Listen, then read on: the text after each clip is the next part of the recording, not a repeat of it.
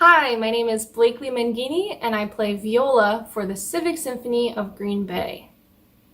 The viola is a member of the string instrument family and it's very similar to the violin. It's played on the shoulder just like the violin, it has 4 strings just like the violin, and we use this piece called the bow to make the sound just like the violin. But there are 2 differences between the violin and the viola. The first difference is that the viola is slightly bigger. It's hard to tell if an instrument is a violin or a viola when you see just one of them. But if you see a viola and a violin next to each other, it's really easy to tell which one is the viola. So next time you're at a concert with string instruments, see if you can find the instruments that are string instruments played on the shoulder and find the ones that are a little bit bigger. Those ones are the violas. The other difference between the violin and the viola is that the viola has a lower sound. The lowest sound on the violin sounds like this. And the lowest sound on the viola sounds like this. So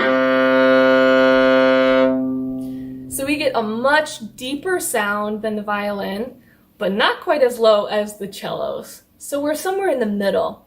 We're sort of the medium-sized instrument and the medium sounding instrument.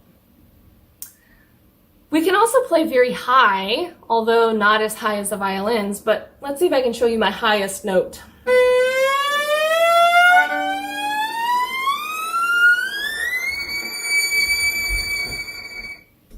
That's my highest sound, and I think I can show you.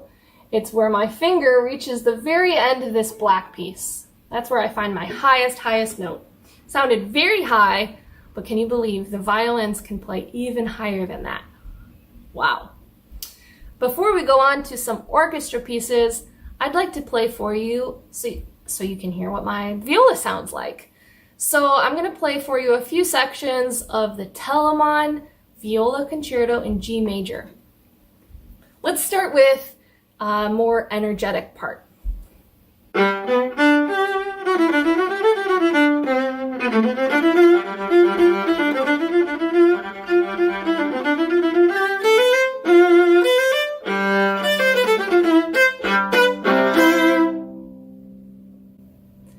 And then the next thing I want to play from this concerto is much more sweet, slow, and kind of with this rich, chocolatey sound that we love from the viola.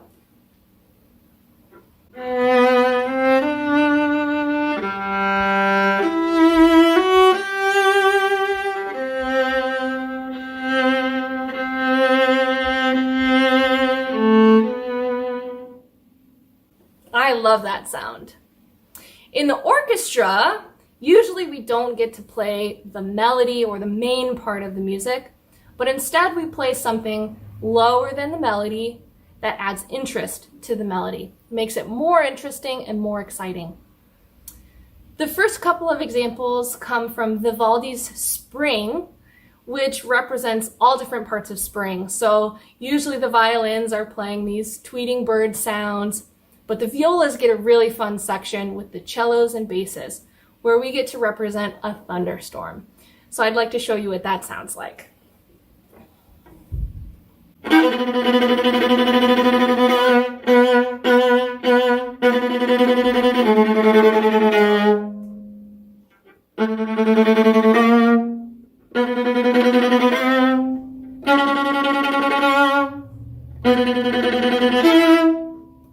So it's very furious sounding, a little bit wild, just like a thunderstorm would be.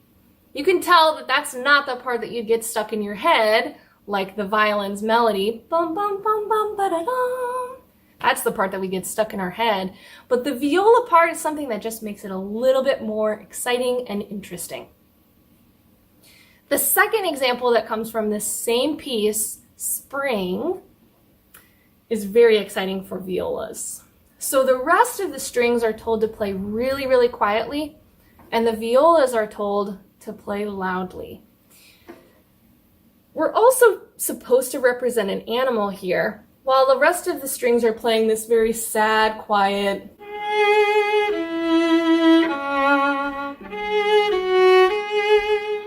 The violas are playing this. And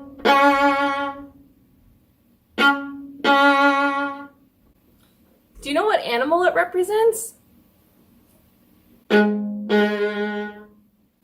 It represents a dog. Ruff, ruff.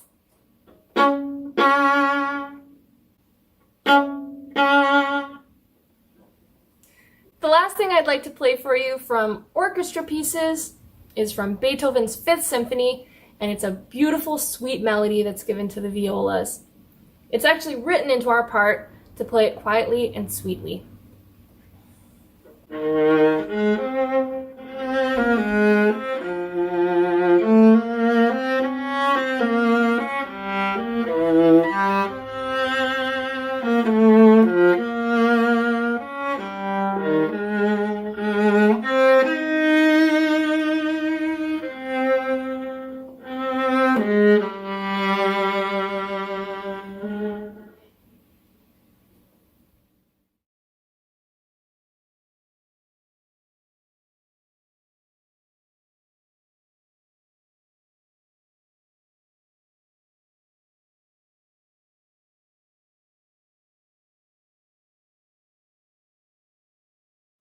My name is Clemens, and I love to play the bass for the Civic Symphony Orchestra of Green Bay.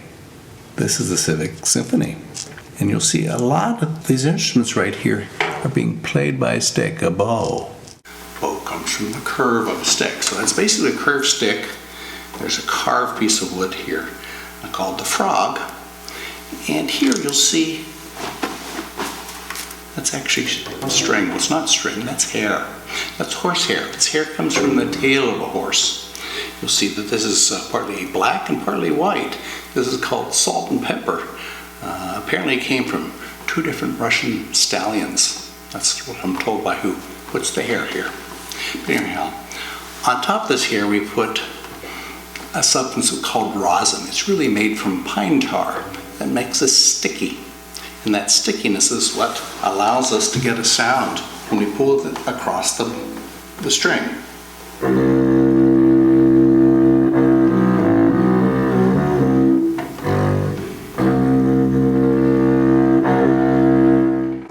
These are members of the violin family. It's a violin, that's a viola, that's a cello, and this is the one I love, and that's the double bass. To make sound, a stringed instrument like the violin has a chamber that resonates the sound. There's a string attached. And the string length itself, as well as the thickness, determines the type of sound that we get. When we have high notes, we have a very short string, a very thin string, and a small resonating body.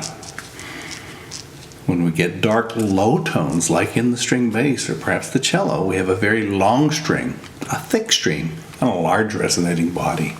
That gives us a very rich dark tone that I like to think of as like listening to chocolate.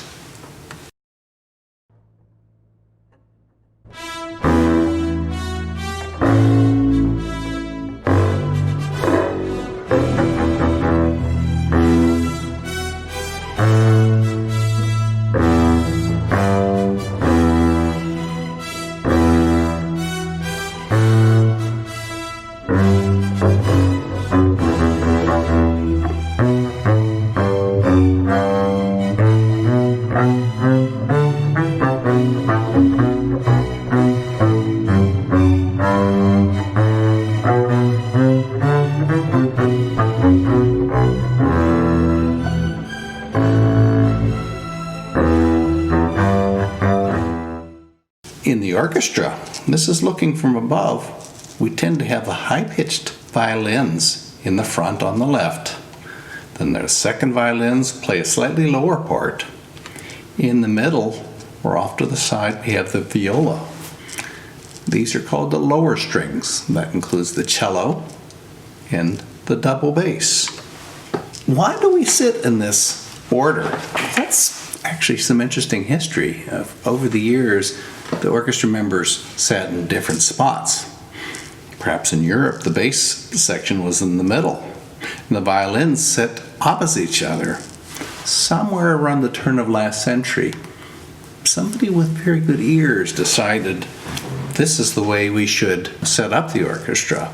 It turns out we tend to hear higher pitches with our right ear and lower pitches with our left ear. When people pick musical instruments, like I pick the bass, I like that sound. People who play lower pitched instruments, like the bass or the cello, tend to listen with their left ear and have right side of the brain slightly bigger than the other side. And the opposite is true. It turns out this difference in how we hear things and how we like to hear things is very similar to the way we put together the orchestra, with the high-pitched instruments on the left, the lower-pitched ones on the right, including the drums and the brass. And even more interesting, people who don't play musical instruments at all but come to the concerts tend to sit in the sections that favor the instruments that they like to hear. So back in the 1920s or 30s, whoever came up with how the orchestra should be laid out didn't know this, but indeed there's a basis for why that is so.